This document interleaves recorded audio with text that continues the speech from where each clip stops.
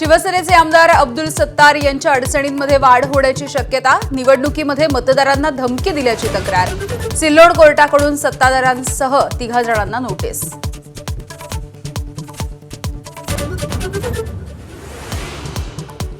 पिंपरी चिंचवडमध्ये राष्ट्रवादीच्या उमेदवाराचा पक्षाविरोधामध्ये प्रचार, 1 मत घड्याळाला 3 मतं कमळाला देण्याचे आवाहन, व्हिडिओ एबीपी माझाच्या हाती, उज्ज्वला ढोरेंनी आरोप फेटाळले.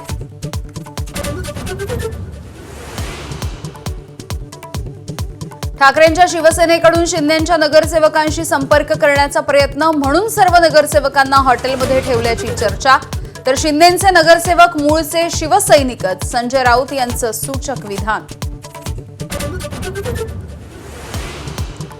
2.5 वर्षांसाठी मुंबईच्या महापौर पदावरती एकनाथ शिंदेंचा दावा, तर फडणवीस शिंदेंसोबत सविस्तर चर्चा करणार, एबीपी माझाला खात्रीलायक सूत्रांची माहिती, स्थायी समितीसह इतर समित्यांवरही शिंदेंचा डोळा असल्याची माहिती.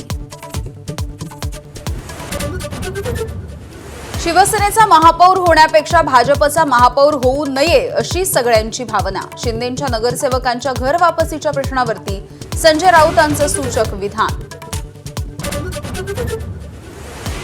दोन्ही राष्ट्रवादीचा एक है तो सेफ हैचा नारा, मतविभाजन टाळण्यासाठी झेडपी निवडणुका घड्याळ या चिन्हावरती लढवाव्यात, शरद पवारांच्या राष्ट्रवादीच्या नेत्यांचा बैठकीत सूर.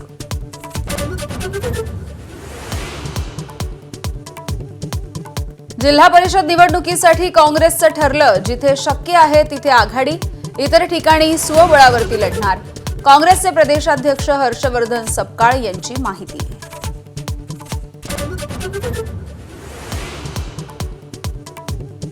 अमरावती महानगरपालिकेमध्ये महापौर पदावरून चित्र अस्पष्ट, भाजप राणांच्या युवा स्वाभिमानच्या सोबत सत्ता स्थापन करण्याची शक्यता, तर काँग्रेस आणि राष्ट्रवादीकडूनही सत्ता स्थापनेसाठी जुळवाजुळव सुरू.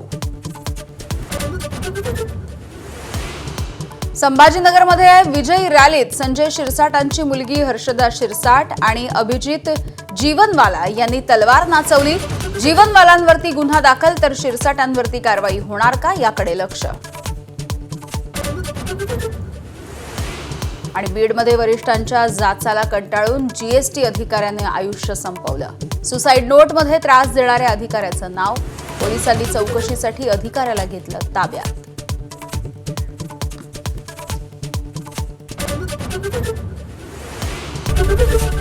एबीपी माझा, उघडा डोळे बघा नीट.